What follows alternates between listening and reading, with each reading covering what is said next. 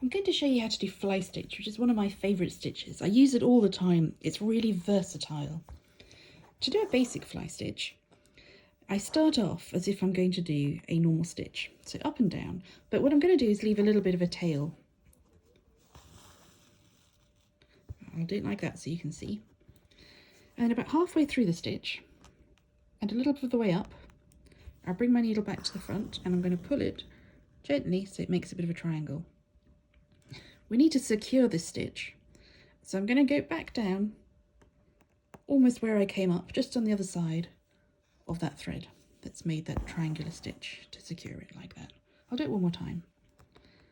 So I'm going to come up, almost go back down, not completely though, so I'm going to leave a little bit of a loop to show you. I'm going to come back up, but halfway through and a little bit of the way up. Exactly how depends on what look you're trying to achieve. And I'm going to secure that stitch by going back down almost where I came back up. What you can also do is to leave more of a tail where you're securing the stitches. That's quite popular. So once again, up and down, leaving a bit of a tail. Do like that to show you.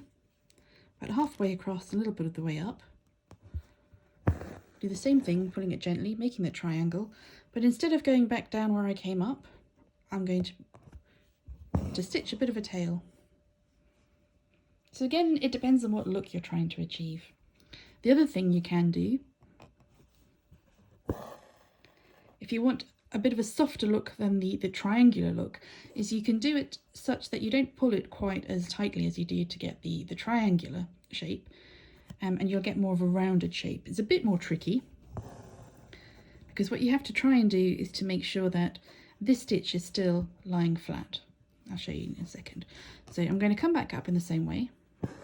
So normally you would pull it so you get the triangular shape, but instead, let's undo this so I can show you. You're going to pull it a little bit more gently, so you're not trying to make as much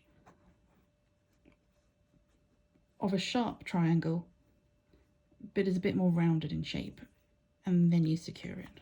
I'll do it again just to show you. I'm going to do it again a bit less steep, so a bit narrower here, so that it makes a bit more of an obvious rounded shape. So come up, come down. This time, instead of coming back up quite as high as that, I'm going to come back up a little bit shallower and then gently pull it. You're going to pull it through enough that it's not sticking up, this thread here, but you don't want to pull it too tightly, and then you secure it.